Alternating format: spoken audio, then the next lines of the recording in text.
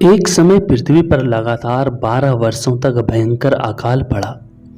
अकाल के समय न कहीं नभ पर बादल दिखाई दिए और न ही धरा पर कहीं हरियाली।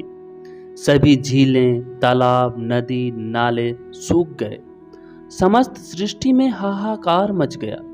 प्राणी जल की बूंद बूंद के लिए तरस गए तथा भूख से निष्प्राण हो तड़पने लगे। इंद्र देवता को प्रसन्न करने के लिए लोग तरह तरह की प्रार्थना अर्चना करते, मगर मेघ थे कि गायब ही हो गए। किसान अपनी सोने जैसी धरती के बंजर हो जाने के भय से हर समय प्रार्थना में लीन रहते। सूर्य अपने प्रकाश को, जिसे अग्नि के रूप में धरती पर डाल रहा था, उससे समस्त जीव जंतु अकाल मृत्यु को प्राप्त होने लगे। भयंकर गर्मी में एक किसान ने अचानक अपने खेतों में हल जोतना शुरू कर दिया। संयोगवश शिव पार्वती भ्रमण करते हुए वहां आ पहुंचे।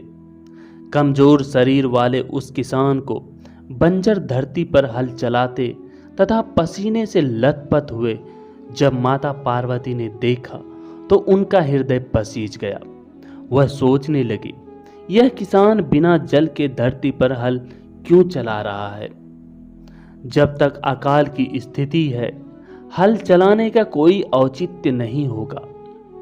इसी सोच में डूबी माता पार्वती से शिवजी बोले, पार्वती क्या सोच रही हो?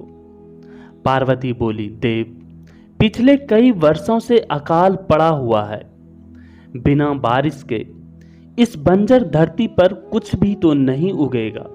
फिर इस किसान को क्या पड़ी है जो इस भयंकर गर्मी में धरती पर हल चला रहा है? इससे वह स्वयं भी परेशान हो रहा है तथा बेचारे भूखे प्यासे बैल भी परेशानी में है। क्या इस किसान को लगता है कि वर्षा होगी? शिवजी बोले, नहीं, इसे कोई पूर्वाभास नहीं है कि वर्षा होने वाली है। अकाल के 12 वर्ष का समय व्यतीत हो जाने से इस बात का भी आभास है कि निकट भविष्य में वर्षा होने का कोई संकेत नहीं है। पार्वती ने शिव जी की बात काटते हुए कहा, फिर यह व्यक्ति मूर्खता क्यों कर रहा है? माता पार्वती की शंका का समाधान करते हुए शिव जी बोले, यह व्यक्ति मूर्ख नहीं है, इसे सब कुछ पता है, फिर भी यह हल इसलिए चला रहा है कि कहीं इस लंबे अकाल में निठल्ले बैठे रहने से वह हल चलाना ही ना भूल जाए। शिव जी का उत्तर पाकर माता पार्वती उस किसान के कष्टों के निवारण का उपाय ढूंढने लगी। माता जानती थी कि भगवान शिव जी जब भी अपना वर्षादायी शंख बजाते हैं तो वर्षा होने लगती है। उन्होंने शिव जी से कहा, प्रभु, किसान यह सोचकर कि कहीं वह हल चलाना ही ना भूल जाए, कितना कष्ट उठाकर हल चला रहा है, लेकिन आपने भी तो इतने वर्षों से अपना वर्षादायी शंख नहीं बजाया है। कहीं ऐसा न हो कि आप भी शंख बजाना भूल जाएं। नहीं पार्वती, ऐसा कैसे हो सकता है? शिव जी तपाक से बोले, मैं शंख बजाना भला कैसे भूल सकता हूं? पार्वती झट से बोली, ऐसा क्यों नहीं हो सकता? स्वामी, इतने वर्षों से आपने शंख नहीं बजाया, ऐसे में तो हो सकता है कि आप शंख बजाना ही भूल गए हो। नहीं पार्वती, मुझे शंख बजाना आता है और अपना शंख बजाना तो मैं भूला हूं और न ही भूल सकता हूं।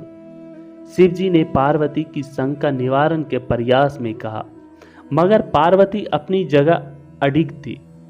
कहने लगी, प्रभु, यदि ऐसा नहीं है तो एक बार बजाकर क्यों नहीं देख लेते?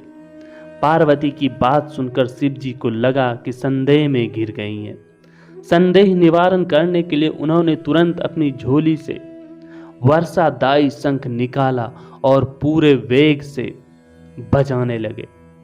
बस फिर क्या था, शंखनाद होते ही समूचे आकाश में मेघ घिर आए। काले रंग के घनघोर बादल आकाश में हो और बारिश ना हो, ऐसा भला कैसे होता? शिव जी पूरे वेग से शंखनाद करते रहे और मेघ भी पूरे जोर से बरस पड़े। देखते देखते मूसलाधार बारिश होने लगी।